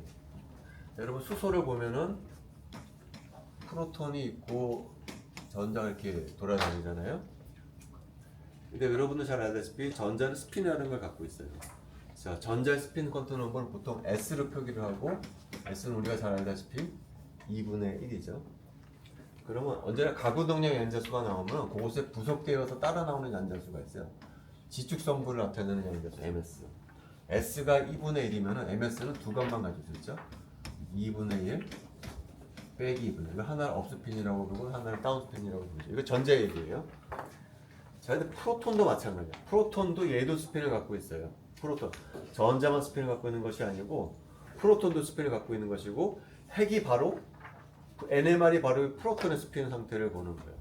자, 원자핵의 스핀 쿼터 넘버를 보통 뭐라고 표기하냐면은 I라고 표기를 해요. I. 근데 프로톤의 I도 전자랑 마찬가지로 얘도 2분의 1이에요. 얘도. 그리고 전자 스핀과 마찬가지로 I 퀀텀 넘버가 있으면은 그것에 따라 나오는 MI 양자수도 따라 나와요. 근데 I가 2분의 1이니까 전자랑 마찬가지로 MI도 2분의 1 마이너스 2분의 1 두 개가 있어요. 얘도 마찬가지로 전자랑 마찬가지로 업스핀이 있고 다운스핀이 있다. 그래서 우리가 일단은 프로톤을 일단 생각하지 않기로 해요. 일단은 전자는 생각하지 않기로 전자는. 자, 프로톤만 생각하기로 할게요. 자, 근데 얘가 이제 스핀을 갖고 있는데 얘가 그냥 중석 입자가 아니고 전하를 띤 입자가 스핀을 갖고 있잖아요. 그러면 얘가 물리책에 찾아보면은 자기장을 바깥으로 만들어낸다고 하거든요. 얘가 돌고 있으면은요 작은 자석이에요. 쉽게 말하면 작은 자기장을 만들어요. 근데 방향이 다르죠. 지축 방향을 나타내주는 MI 양자수가 업스핀, 다운스핀이기 때문에 방향이 달라. 하나는 이쪽 방향, 다른 놈은 이쪽 방향. 방향이 달라. 자석의 방향이 하나는 이런 방향이고 다른 놈은 이렇게 있을 수가 있다는 거죠. 돌고 있는 핵은 작은 자석처럼 행동하는데 방향이 다르다라는 거예요. 자, 그런데 얘가 진공 속에 혼자의 프로톤만 있다라고 하게 되면은 뭐 자석이 요 방향에 놓여 있던 요 방향에 놓여 있던 에너지가 달라야 할 이유는 없다라는 거죠. 혼자 있다라고 하게 돼요. 두 상태 에너지가 같아요. 그런데 여기다가 바깥에다가 거대한 자석을 딱 걸어주잖아요. 그럼 이제 얘기가 다르죠. 이렇게 거대한 자석을 걸어주게 되면 자석의 방향이 이 방향이냐 이 방향이냐에 따라서 에너지가 달라지게 된다는 거죠. 자석을 걸어주게 되면 업스핀은 에너지가 내려가게 되고요. 다운스핀은 에너지가 이제 높아지게 된다는 거죠. 여기 X축을 내가 자기장의 세기라고 부르도록 할게요. 자기장의 세기를 B제로라고 하게 되면 자기장의 세기를 높여주면 높여줄수록 업스핀은 에너지가 떨어지고 다운스핀은 에너지가 높아지더라. 특히 프로톤인 경우에 2.34 테슬라를 걸어주잖아요. 자기장은. 그럼 업스핀과 다운스핀 사이의 간격이 주파수 단위로 에너지 차가 얼마가 되냐면 정확히 100메가헤르츠가 되더라라는 거죠. 프로톤인 경우에. 이 100메가헤르츠는 무엇에 의존하냐면 기울기와 상관이 있겠죠. 자기장을 걸어줬을 때 이게 얼마나 급격하게 올라가느냐 기울기에 따라 달라질 거 아니에요. 그 기울기를 뭐라고 부르냐면은 마그네토 자이릭 레이셔라고 해요.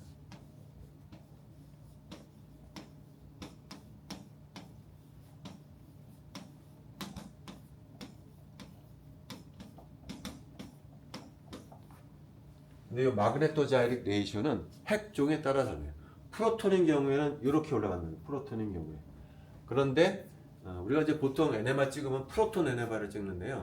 카본 13 NMR도 좀 찍거든요. 꽤. 카본 13은 기울기가 작아요. 이렇게 돼요. 이건 카본 13이에요.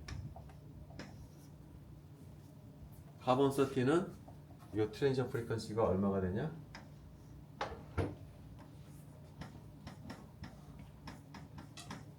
대략 25MHz 정도 돼요. 4분의 1 정도밖에 되지가 않아요. 핵종에 따라 기울기는 다르다. 그래서 트랜지션 프리퀀시가 다르다라는 얘기죠. 그래서 내가 여러분 프린트물에 여러 가지 핵종의 트랜지션 프리퀀시 다 적어놨어요. 그래서 2.34 테슬라를 걸어줬을 때 B0는 2.34 테슬라를 걸어줬을 때 프로톤은 100메가헤르츠, 카본 13 25.2메가헤르츠. 그 다음에 19번 플로린도 많이 찍거든요. 이게 94메가헤르츠인가요? 이런 식으로 핵종에 따라서 트랜지션 프리퀀시가 달라요. 내가 만약에 2.34 테슬라를 걸어주고 카본 13 NMR 시그널을 잡겠다 그럼 디텍터를 어디다 갖다 놔야 25메가헤르츠에다 갖다 놔야 돼. 19번 플로린을 치겠다 그러면 94에다 갖다 놔야 돼. 프로톤을 치겠다 그러면 100메가헤르츠에다 디텍터를 갖다 놔야 된다. 이런 식으로 우리가 NMR 시그널을 잡아요. 나중에 다시 얘기하겠지만은 이게 좀 이상하지 않아요? 카본 13 카본은 12번이 더 많은데 카본 13만 나오잖아요.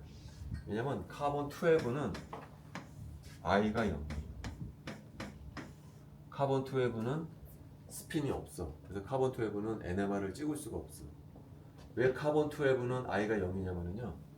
12번 탄소 안에는 프로톤이 6개 있고 뉴트론이 6개 있어요. 아까 프로톤은 I가 2분의 1이라고 그랬죠. 그래서 업스핀과 다운스핀 두 가지 상태가 있다고 그랬잖아요. 뉴트론도 마찬가지예요. 뉴트론도 업스핀하고 다운스핀 두 가지 상태밖에 없어요. 그래서 여기는 업스핀과 다운스핀 두 가지 상태밖에 없는 입자가 12개가 있게 되는데 그라운드 스테이트에서 6개가 업이에요. 6개가 업이고 6개가 다운이에요. 카본 12의 내부를 들여다보면 6개가 업스핀 상태고 6개가 다운인 상태예요. 그래서 전체적으로는 I가 0이 된다는 거예요. 그래서 카본 12는 스핀이 없기 때문에 NMR에서 찍히지가 않아요. 그래서 우리가 카본 NMR을 찍으려면 전부 다 카본 13으로 치환해서 찍어줘야 한다라는 거죠. 나중에 다시 얘기해 주도록 하고 다시 프로톤 NMR을 할 거예요. 자, 그래서 지금까지 했던 얘기는 뭐냐면은 카본 13은 자기 모멘트를 갖고 있어가지고서 자기장을 걸어주게 되면 업스핀과 다운스핀 사이 에너지 간격이 생겨서 측정이 된다는 얘기죠. 자기장을 걸어주지 않았을 때는 업스핀과 다운스핀이 똑같은 에너지를 갖다가 자기장을 걸어주게 되면은 갈라지더라라는 얘기죠. 자, 근데 이게 어떻게 생기는지 한번 자세히 보도록 할게요. 이게 갈라지게 되는 과정을 좀 살펴보도록 할게요. 왜 갈라지게 되냐면은 스핀이 있기 때문이거든. 스핀이 있는데 얘가 전하를 띤 입자가 스핀을 갖고 있기 때문에 갈라지는 거예요. 갈라지는 에너지를 우리가 마그네틱 에너지라고 부르는데 얘는 물리책에 찾아보면은 이렇게 표현돼요.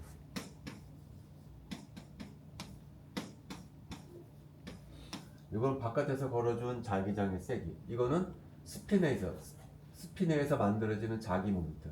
자기 모멘트와 바깥에서 걸어준 자기장이 서로 상호작용해서 자기 에너지가 만들어지더라. 이 자기 모멘트가 생기더라. 스핀에 의해서. 자, 근데 뭔가 전하를 띤 입자가 회전하잖아요. 그러면 반드시 자기 모멘트가 생기게 되겠어요. 회전한다는 얘기는 보통 우리가 이제 가구 능력을 갖고 있다라고 얘기를 하거든요. 가구 능력 중에 대표적인 것이 뭐냐면 오비탈 앵귤러 모멘텀이죠. 오비탈 앵귤러 모멘텀에 의해서 자기 모멘트가 생길 수가 있어요. 근데 이 두 물리량을 연결시켜주는 비례 상수가 있을 거거든요. 가구 능량이 있고 이건 오비탈 앵귤러 모멘트, 궤도 가구 능량이라고 해서 여기 입자가 있으면은 실제로 도는 거예요. 공전 운동을 하는 것을 우리가 오비탈 앵귤러 모멘텀이라고 부르고 전하를 띤 입자가 공전 운동을 한다. 그래서 오비탈 앵귤러 모멘텀이 있어서 자기 모멘트가 생길 때 그 두 물리량을 연결해준 비례 상수를 고전역학으로 계산할 수가 있거든요. 양자역학이 아니고 고전역학으로 계산해보면 그 값이 얼마가 되냐면 이렇게 돼요. 그 비례 상수가 2m분의 2로 계산이 되게 양자역학이 아니에요. 근데 양자역학이 하면 가구 능량은 오비탈 앵귤러 모멘텀하고 또 뭐가 있다는 거죠? 스핀 가구 능량이 있다는 얘기죠. 그래서 스핀 가구 능량에 의한 자기 모멘트가 있을 거다라는 거예요. 그럼 얼뜻 생각할 때는 얘하고 얘를 연결해주는 비례 상수가 얘니까 스핀 가구 능량과 스핀 가구 능량에서 만들어지는 자기 모멘트도 얘가 되지 않을까라고 처음엔 이렇게 생각을 했어요. 똑같은 비례 상수를 집어넣는데 그게 그렇지가 않아. 스핀인 경우에는 추가적인 팩터가 더 필요하더라라는 것을 알겠다. 이거는 고전역학으로 설명이 되지가 않아. 양자역학으로만 설명이 되는 이야기. 추가적인 팩터가 더 필요하더라라는 거예요. 추가적인 팩터가. 근데 이제는 전자뿐만이 아니고 모두 가구 능력을 갖고 있다고요? 원자 핵도 가구 능력을 갖고 있어요. 그럼 원자 핵에 의해서 만들어지는 자기 모멘트를 μi라고 부르게 되면 얘도 이런 자기 모멘트를 갖게 될 거라는 얘기죠. 그래서 여기 μi 대신에 얘를 우리가 집어넣을 거예요. 자, 여기까지는 마이너스가 붙었는데 여기는 마이너스가 없어졌잖아요. 왜 그러냐면 여기 전자니까 마이너스 차지를 갖고 있고요. 여기는 핵은 플러스 차지를 갖고 있잖아요. 그래서 마이너스가 없어지는 거예요. 그리고 이 값은 G 팩터라고 해서 핵종에 따라 다른 값을 갖고 있어요. 전자인 경우에는 이게 추가적인 팩터가 거의 2에 가까운 값을 갖고 있고요. 이건 핵종에 따라서 다른 값을 갖게 되더라라는 얘기죠. 자, 그래서 이제 여기 있는 값을 여기다 이제 집어넣어 주려고 해요. 자, 근데 보통 NMR 실험에서 자기장은 어떤 방향으로 쏴주게 되냐면은 G축 방향으로 자기장을 쏴줘요, 보통의 경우에. 그럼 요 식이 어떻게 바뀌냐면은 G축 방향의 자기 모멘트에다가 그냥 G축 방향의 자기장을 이제 곱해주면 되게 되겠죠. 요게 XY 방향은 없고요. G축 방향만 갖게 되거든요. 그래서 G축 방향만 곱해주면 돼. 여기다 대입해주게 되면 빼기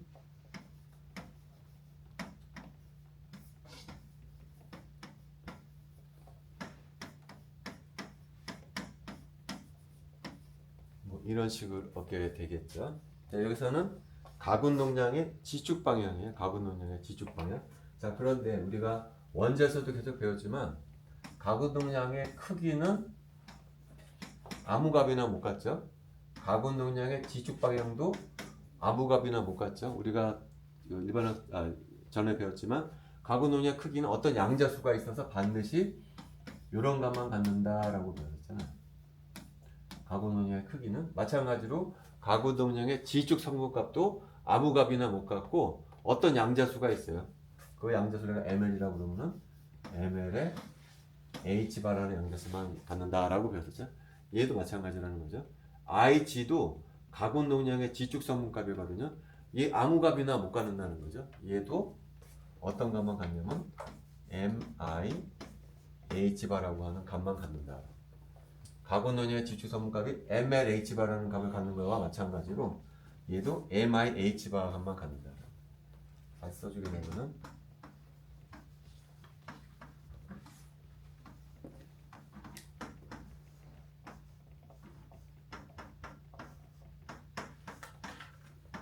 이렇게 되더라고요. 이게 결론이에요.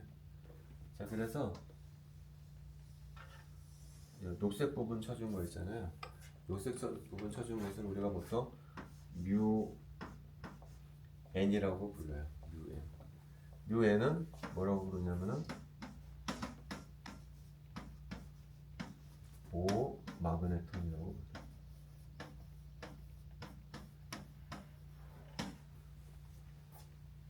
그러면 마지막 식이 빼기 gn un mi b0가 에너지가 되더라 하는 얘기죠. 이게 결론이에요. 자, 그럼 요거는 이제 한번 그려볼게요.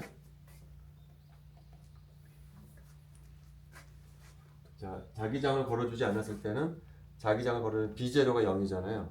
그럼 두 가지가 에너지가 똑같겠죠?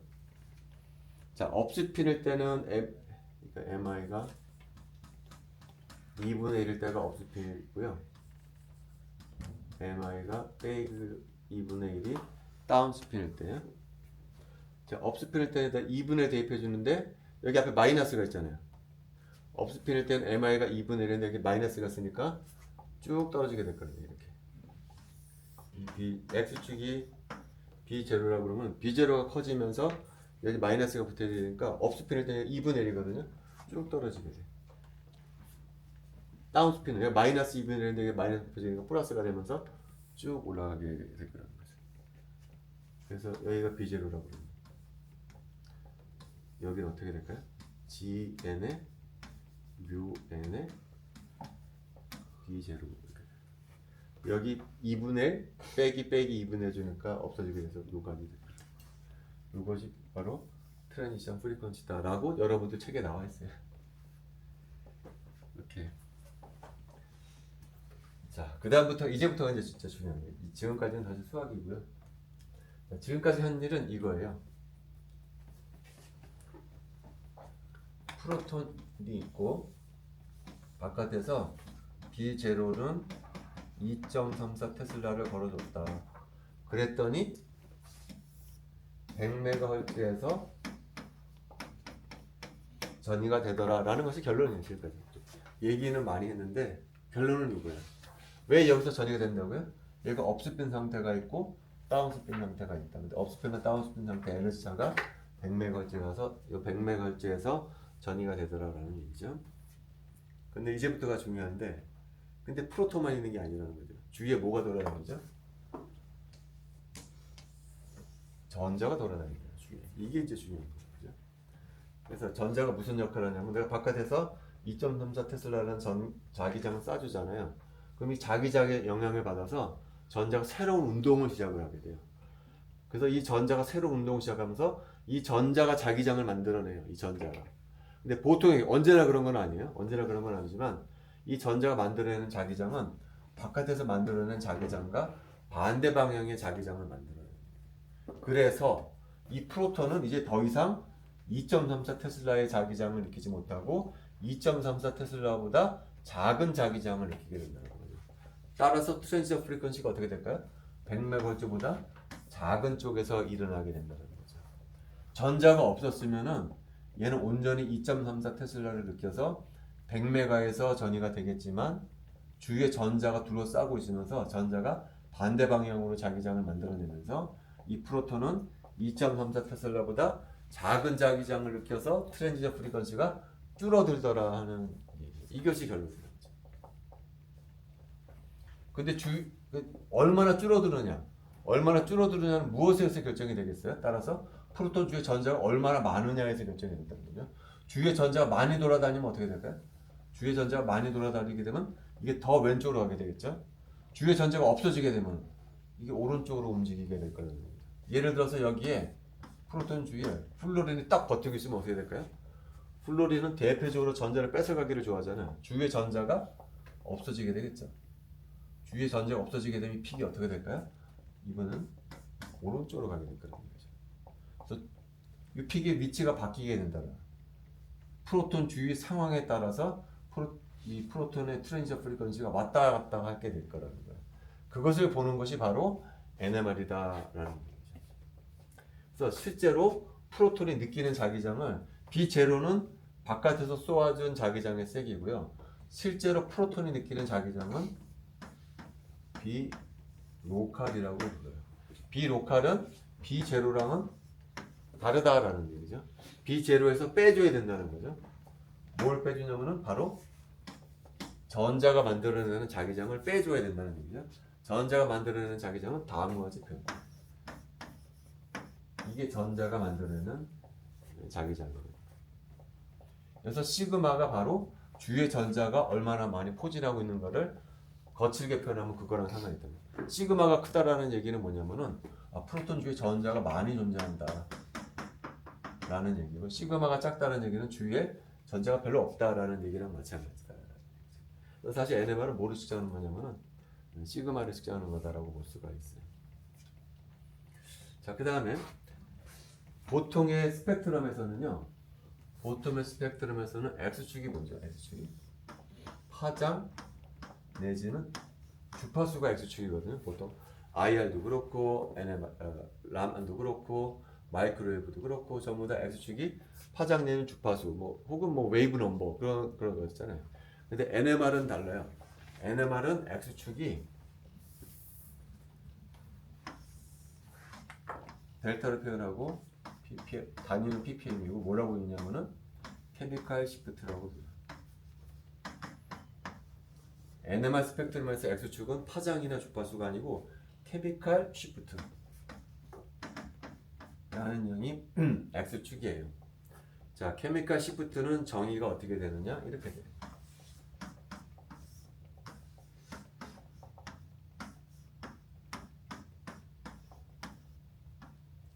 여기다가 10의 6승을 곱해줬기 때문에 얘를 ppm이라고 파트 퍼 밀리언이 나왔어요. 요 뉴 빼기 뉴 제로가 워낙 작기 때문에요. 10의 6승을 곱해주는 거예요.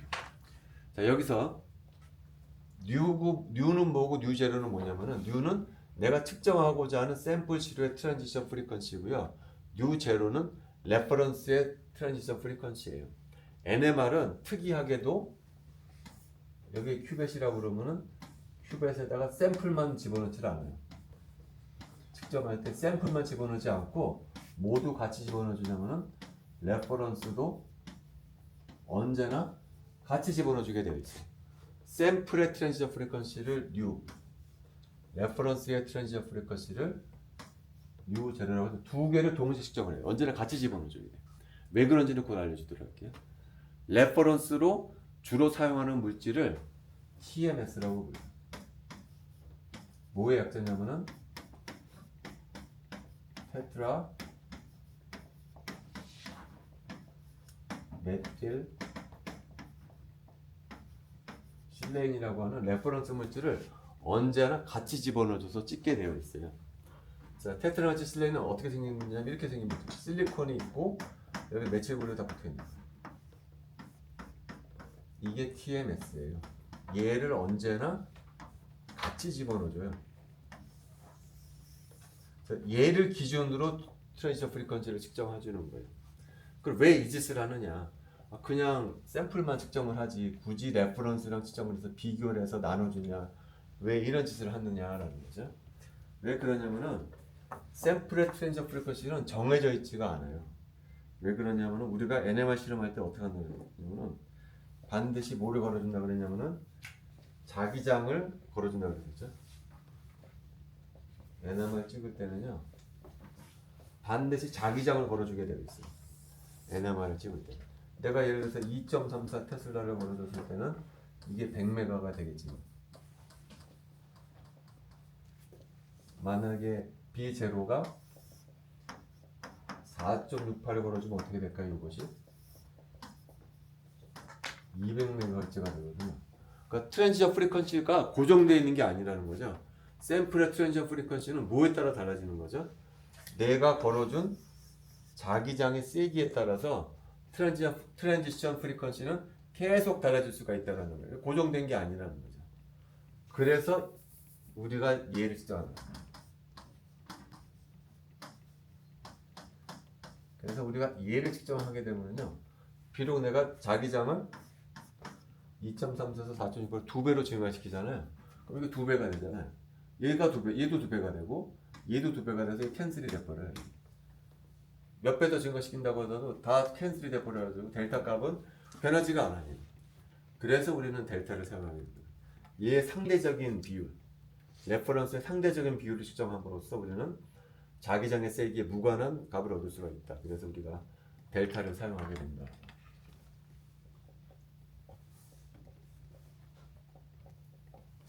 그래서 우리가 델타를 측정하지만 사실은 뉴제로는 상수나 마찬가지죠. 사실은 자기장이 고정되어 있다라고 하게 되면은 뉴제로는 상수랑 마찬가지고 결과적으로 델타는 뭐랑 상관이 있냐면은 트랜지션 프리퀀시 뉴하고 상관이 있어요. 이게 뉴가 커지게 되면은 뭐가 커지냐면은 이제 델타가 커지게 돼 있다는 거죠.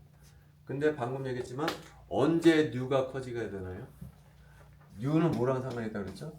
프로톤 주위에 전자가 얼마나 많이 돌아다니는 거하고 상관이 있다고 그랬잖아요. 주위에 프로톤이 전자가 없어지면 없어질수록 트랜지션 프리퀀시는 커지게 된다는 거예요. 그러면 델타가 커지게 된다는 거죠. 근데 언제 전자가 없어진다고요? 예를 들면 플로린처럼 전자를 좋아하는 원소가 옆에 포진하고 있다 그러면 얘가 전자가 뺏길 거 아니에요. 그러면은 프로톤이 느끼는 자기장의 세기가 커지면서 트랜지션 프리퀀시가 커지고 그러면 델타 값이 커진다. 뭐 이런 식의 얘기를 우리가 해줄 수 있다. 뭐 그런 얘기는 거죠. 그래서 정말 그런지를 여러분들 그 다음 페이지에 보면은 실험 데이터가 나와요. 실험 데이터. 그래서 뭐 CH4가 있고 뭐 CH3, CL 있고 CH3 뭐 이렇게 있잖아요. 이 분자에서 여기 프로톤에서 나오는 시그널 네, 델타 값을 측정해 보니까 여기는 0점 몇 그게 되게 작죠, 그죠? 근데 여기 가면 어떻게 되죠? 뭐 7점 몇 이게 되게 커졌다는 얘기죠. 왜 그러죠? 클로린이 할로겐 원소니까 전자를 뺏어가기를 좋아하는 원소인데 그것이 옆에 3개나 붙어 있기 때문에 전자를 엄청 뺏어갈 거라는 거예요. 프로톤 주에. 그 프로톤 주에 전자가 남아나 있질 않아. 되게 큰 자기장을 느끼게 될 것이고 그래서 트랜지션 프리퀀시가 커서 델타 값도 커지다. 뭐 그런 식의 얘기를 해줄 수가 있다는 거죠. 또 뭐 CH3I가 있고 여기는 CH3 F가 있는데 여기에 델타 값이 여기에 델타 값보다 더 크다. 다 같은 할로겐 원소가 아니라는 거죠. 할로겐 원소 중에 플로린이 특히 더 전자를 더 잘 뺏어가기 때문에 얘의 델타 값이 더 크다. 뭐 그런 얘기를 해줄 수가 있다. 자, 근데 가장 중요한 것은 그 아래쪽에 있는 거예요. 이게 이런 게 있어요.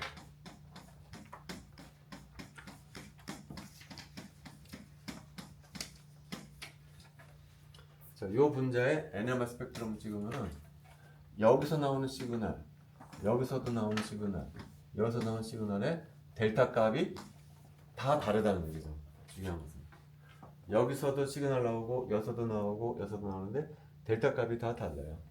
당연히 여기서 나오는 프로톤 시그널의 델타 값이 가장 클 거예요. 왜 그러냐면 바로 옆에서 브롬이 전자를 뺏어가니까. 여기는 상대적으로 전자를 뺏어가는데 멀리 있기 때문에요. 얘는 델타 값이 되게 작아요. 그러니까 각기 다른 델타 값에서 픽이 보일 것이고 픽이 세 군데서 보일 거다는 거예요.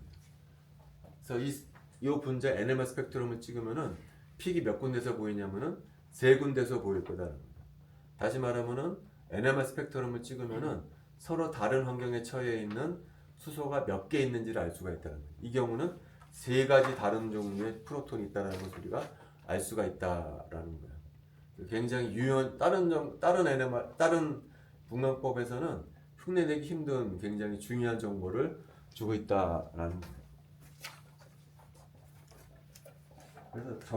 그래서 그 다음 페이지 얼마나 여기다 유용한 정보를 줄 수 있는지를 나눈 예시가 하나가 있어요. 여기 C6, H6, O3, H6인가요? 자, 이런 실험식을 갖고 있는 분자가 있거든요. 분자식을 결정하려고 그래요. 분자식을. 근데 두 가지 분자식이 생각이 나.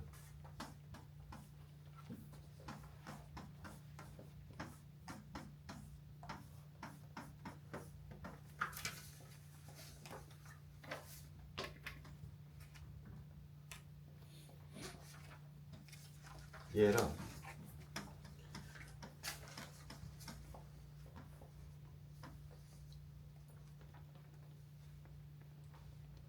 여기 뭐지? 그 다음 문제가 뭐냐? CO, CH2, CH4.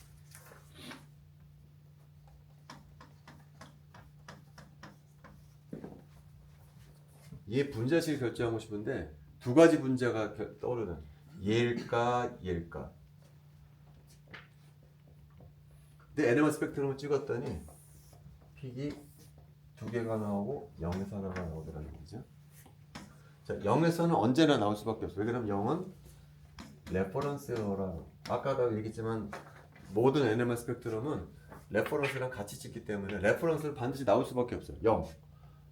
레퍼런스 시그널 언제나 나와요. 이건 샘플에서 나오는 시그널. 샘플에서 나오는 두 개라는 거죠. 그러니까 요것을 찍었더니 픽이 두 개가 나오더라는 얘기죠. 그러면 이 중에 어떤 것이 이 두 개 분자 중에 어떤 것이 이 NMR 스펙트럼과 부합하느냐 라고 묻는다면 왼쪽일 거라는 거죠. 왜냐면 얘는 서로 다른 환경에 처해 있는 프로톤이 두 개가 있기 때문에 두 개가 나온다. 만약에 이 분자였다라고 그러면은 픽이 몇 군데서 나왔을까요? 이 분자였다고 그러면은 픽이 세 군데서 나왔을 거라는 얘기죠. 그죠? 근데 이제 두 군데서 나온 것을 봐서 이 분자의 가능성이 크다. 만약에 얘가 아니고 얘였으면 어떻게 됐을까요? 키톤이었었다라고 그러면 여기 O가 없고 그냥 키톤이었었다고 그러면 얘라고 그러면은 얘하고 얘는 어떻죠? 동등한 프로톤이 이거는 부분이 가지가 않아. 똑같은 상황에 있는 프로톤이기 때문에 얘는 픽이 하나만 딱 나왔을 거다. 어쨌든 얘는 얘다라는 걸 알죠. 이거는 다른 분광법이 흉내내기가 힘들어요. 이게 간단한 스펙트럼으로 얘다라는 걸 딱 찍어줄 수가 있는 거지. 굉장히 유용한 스펙트럼입니다. 자, 그 다음에 여기서 더 디테일한 정보를 줄 수가 있어요. 그 다음 페이지에 보면요.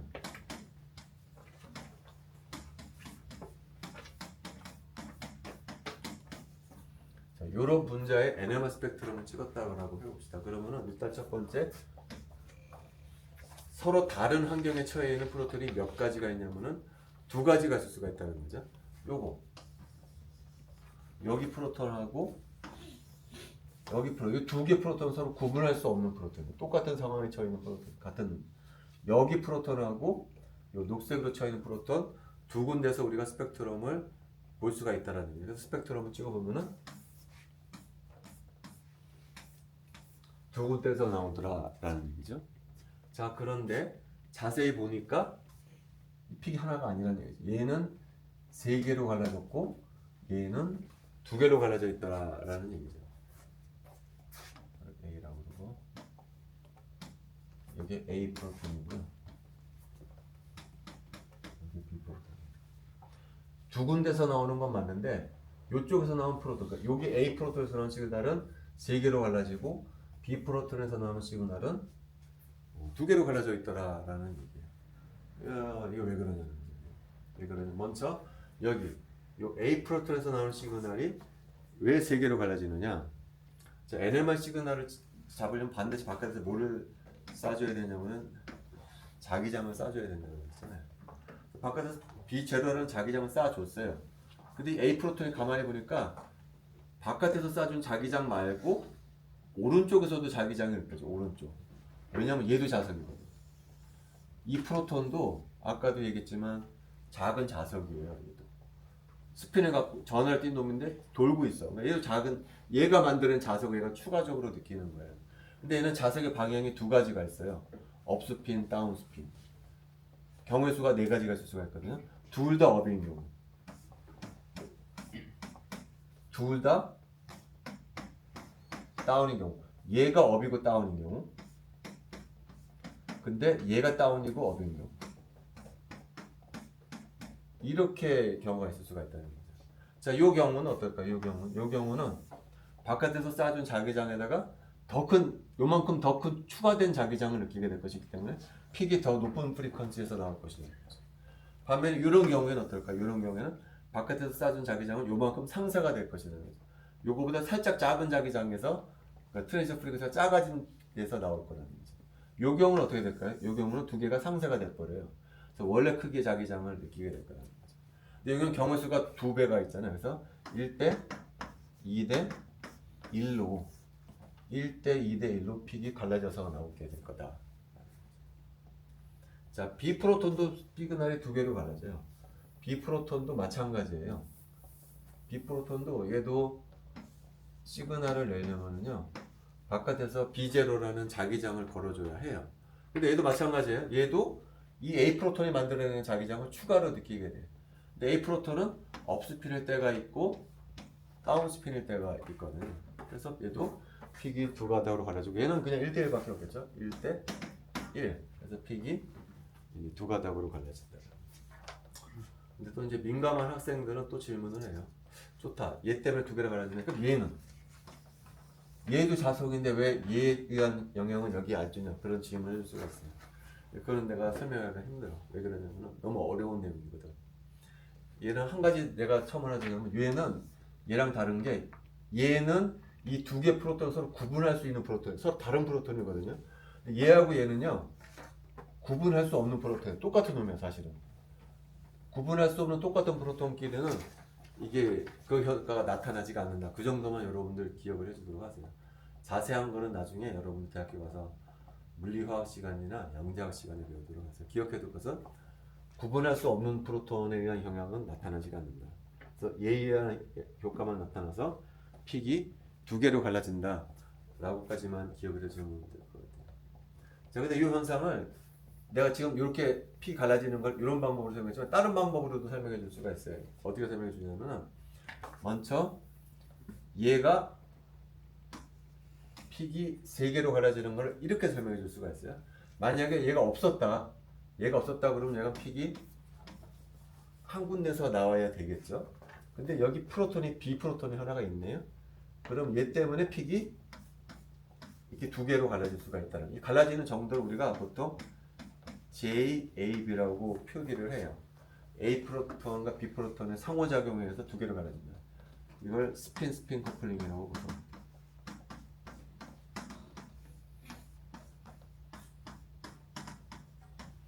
얘가 업일 때가 있고 다운일 때가 있기 때문에 그것 때문에 이 픽이 두 개로 갈라집니다. 근데 얘 말고 얘가 또 있네. 얘도 업일 때가 있고 다운일 때가 있잖아요. 그래서 이 각각의 픽이 다시 업, 다운으로 다시 갈라질 수가 있어요. 이렇게. 근데 얘가 여기에 미치는 영향이랑 얘가 여기에 미치는 영향은 같다라는 거죠. 두 개가 서로 구분할 수 없는 프로톤이라고 그러죠. 그러니까 여기가 JAB라고 그러면 여기도 JAB, 여기도 JAB가 돼서 이런 경우에는 요 두 개가 같은 위치에서 보이게 돼요. 같은 위치. 그래서 이게 1대 2대 1. 그래서 픽이 이렇게 보인다라고 설명을 해요. 이렇게 설명할 수도 있다는 거예요. 따라서 만약에 얘가 여기에 미치는 영향하고요. 얘가 여기에 미치는 영향이 만약에 지금은 같거든요. 달랐다 그러면 어떻게 될까요? 달랐다 그러면 얘가 이렇게 돼서 픽이 1대 2대 1이 되는 거예요. 1111. 4개의 픽이 보일 수도 있어요. 얘가 여기에 미치는 영향, 얘가 여기에 미치는 영향. 만약에 달랐다라면은 이렇게 안 나타나요. 1111로 나타났을 거예요. 근데 같기 때문에 한 군데서 나타나기 때문에 1대 2대 1이 된다 라고 설명해 줄 수가 있다. 오케이.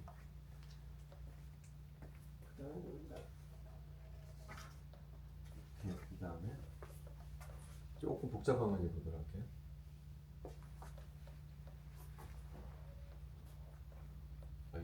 하나만 더 해야 되겠다.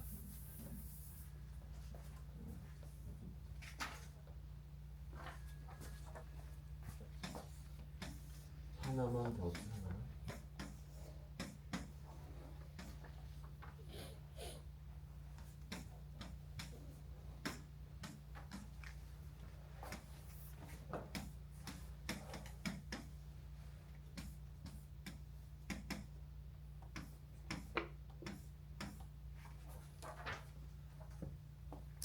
요 컴파운드의 NMR 스펙트럼을 보려고 그래요. 자, 여기 일단 프로톤이 3개밖에 없죠. 여기, 여기, 여기. 그래서 3군데서 나와요. 여기, 여기, 여기 3군데서 나와요. 자, 먼저 여기 8.2에서 나오는 것은 어디서 나오는 프로톤이냐? 여기서 나오는 프로톤. 자, 어떻게 해석하는가 봅시다. 만약에 여기 프로톤이 없었다 그러면은 요 A 프로톤 시그널 하나만 이렇게 나왔을 거예요. 하나만. 자, 그런데 건너쪽에 여기 A 프로톤이 있네요. 여기 업일 때가 있고 다운일 때가 있겠죠. 그래서 픽이 2개로 갈라지는 거예요. 그래서 이게 2개로 갈라진다는 거죠.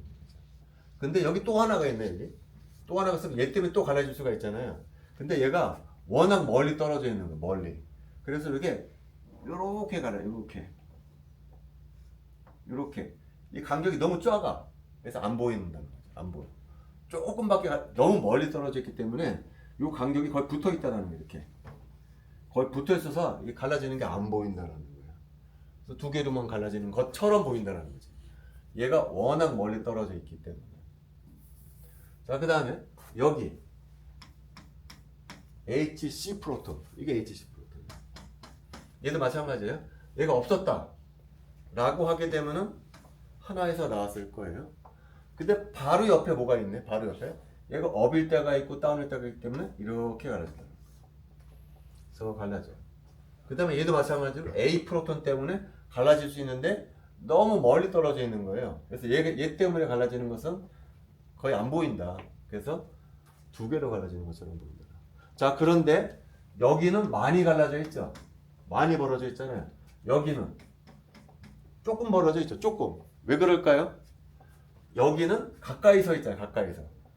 가까이서 업스핀 다운스핀 강하게 상호작용하고 있기 때문에 많이 벌어지는 거고요. 여기는 바로 옆에 있는 게 아니라 건너 있잖아요. 멀리 떨어져 있기 때문에 조금밖에 안 벌어지는 거다. 자, 그 다음에 여기는 B 프로톤. 여기가 B 프로톤. 자, 여기도 마찬가지로 없었다. 그러면 하나에서 나왔을 거예요. 근데 바로 옆에 HC 프로톤이 있네. 그래서 B와 C 사이 상호작용에서 크게 한번 딱 벌어지고 그 다음에 다시 A 프로톤 때문에 또 한 번 갈라지겠죠. 이렇게 갈라지고 이렇게 갈라질까요? 이 간격은 어떻게 될까요? JAB 이런 식으로. 그래서 이 간격은 뭐랑 같아야 될까요? 여기 간격이랑 같아야 될 거예요. 그죠? 그 다음에 여기 간격은 요양경은 뭐랑 비슷하게 될까요? 요이강경이랑 비슷해지는 겁니다. 실제로 그렇다. 그래서 지금 봤다시피요, 이 NMR은 분작 구조에 대해서 엄청나게 디테일한 정보를 줘요. 그래서 사람들이 NMR을 즐겨 사용한다는 거죠. 그리고 또 생각보다 그렇게 어렵지도 않아요, 사실. 다른 분석법에 비하면. 그래서 NMR을 많이 사용한다. 질문 없으면 다음 시간에 봅시다.